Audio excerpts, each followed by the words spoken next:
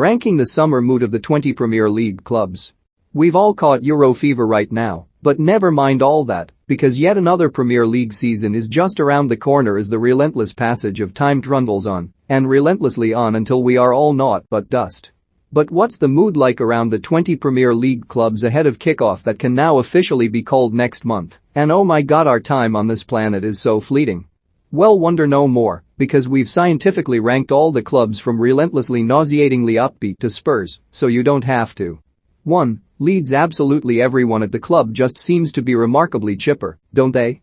New signings seem genuinely excited. Calvin Phillips is bossing the Euros. Everyone's second favorite team. The entertainers. Kick on and challenge for Europe next year.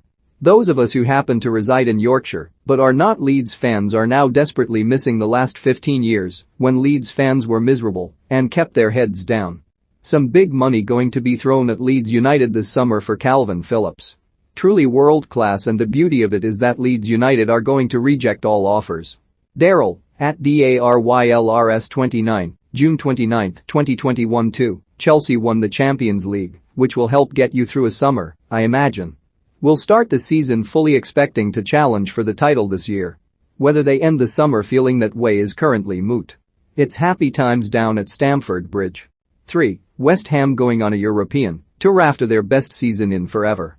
West Ham being West Ham means it is all inevitably doomed to fade and die, but for now it is party time.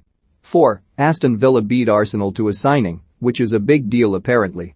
Jack Grealish is apparently going to sign a new contract, which definitely is a big deal. Either that or he's going to sign for Manchester City, which would inevitably send Villa down a few spots but would bring in a vast pot of cash to reinvest. And Ashley Young is back, so that's a nice thing to happen, isn't it? 5. Brentford. If you're not in good spirits ahead of your first ever Premier League season and first in the top flight since the 40s, then you're doing something wrong. Maybe follow golf or rugby instead or something. 6. Norwich promoted in excellent style and currently have reason to think this time they might be better prepared to avoid following that with abject relegation, as is their wont. September may bring cruel reality back to bear, but for now the Canaries are singing and full of hope. 7. Watford promotion is good for the soul. 8. Leicester hard to place. The fans are still rightly and thoroughly giddy after adding an FA Cup to that improbable league triumph in Leicester's frankly ludicrously glorious recent history. They have a fine team and excellent manager, and best of all, it all seems properly sustainable. But there is also the pang of once again not having the Champions League football to look forward to that they really probably should have had. We've still probably put them too low, haven't we? We can confirm that exciting young striker at PATSONDAK820 will join the club on a 5-year deal from 1 July, subject to Premier League and international clearance. Number will come up at some. Leicester City, at LCFC, June 30, 2021. 9. Manchester City only won 2 trophies in the end, which is a bit of a downer. And one of those was the Carabao, their own private property these days, and the other one was the Premier League, which was obvious months out. Ended the season in vaguely limp fashion thanks to a pair of significant 1-0 defeats to Chelsea that not only have the quadruple attempt but have the nagging power to be harbingers of things to come. It's not all doom and gloom at the Etihad by any stretch, but it's not February either. 10. Brighton. Graham Potter is staying despite numerous ostensibly bigger jobs becoming available, and if someone can turn XG into actual G, as surely they must, then everything is going to be glorious. If West Ham can finish top 6, then anyone can. 11. Crystal Palace. After years of the steady, if often dull hand of Roy Hodgson at the tiller, Palace have gone completely mad and will apparently make Patrick Vieira their next manager. That is going to be a simply tremendous amount of fun, with the only doubt, and the thing leaving Palace in mid-table in this list at least, being about who will have all the fun. It might not be Palace. 12. Liverpool. Last season was weird, and they were very rubbish indeed in that middle bit between the 2 runs of title-winning form. All about those injury comebacks to determine how the mood shifts between now and August. As with all Big 6 clubs to varying degrees, Super League bad taste lingers. 13. Manchester United. Are they overachieving or underachieving? Is Paul Pogba worth the fuss? Is Ole Gunnar Solskjaer good or not? Is the team good or not? What is the point of anything, really, when you think about it? Yeah. 14. Burnley still here. 15. Newcastle quite good and fun at times last season, weren't they?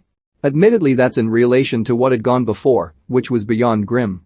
Dodged relegation with plenty to spare in the end, onwards and upwards now. But Steve Bruce is still there.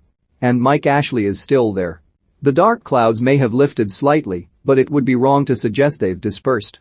16. Southampton 14 points from their last 21 Premier League games, and 6 of those against teams who are no longer with us.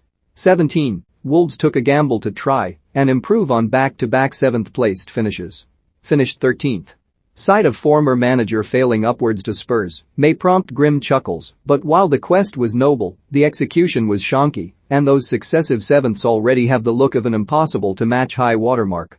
18. Everton, they are simply not allowed to have nice things. Carlo Ancelotti has gone, and with that comes yet another restart and reboot, but at least they will always have the memories of that first month of last season, when James and Dominic Calvert-Lewin were the best 2 players in the Premier League, and all was right with the world. Nobody can ever take that away from the Toffees. And they're once again getting a better new manager than Spurs, so that's good, but he's a Liverpool legend, which is not. Above all, though, having their most exciting and promising season in a decade and still finishing 10th, and then having an elite manager bugger off to Madrid, is a tough pill. Still freaks my nut out that the last 4 permanent Everton managers are Sam Allardyce, Marco where are they now? Silva, and the current managers of Barcelona and Real Madrid. 19. Arsenal, it's grim up North London. A fanbase now reduced to laughing at assorted Tottenham misfortune, of which there is, as ever, plenty, to divert attention from their own desperate shamblings. And the real kicker? Spurs are an absolute mess, but are still better than Arsenal. Laughing at Spurs being in the Europa Conference is good and correct but doesn't fully detract from the fact Arsenal aren't even in Europe at all. Arsenal can laugh at Spurs all they want, and Spurs fans are literally the only fans more miserable than them right now, but the facts are these: almost never in the Premier League era have Arsenal been more Spurs than they are right now. 20. Tottenham, I'm old enough to remember when Spurs had a manager. And now, at last, they have another one. Is it their beloved former manager? No. Is it the volatile but brilliant Italian who just turned Inter Milan from perennial jokers to hard-nosed title winners? Also no. Is it a bright and progressive young manager whose tactical nous looks an ideal match for Spurs' talented but wonky squad? Also no. It's the fella who just took Wolves to 13th. It's not Gennaro Gattuso at least, but that's cold comfort. Also, their best player is desperate to leave, and next season they have to play in the Europa Conference League every Thursday as a constant reminder of their fall.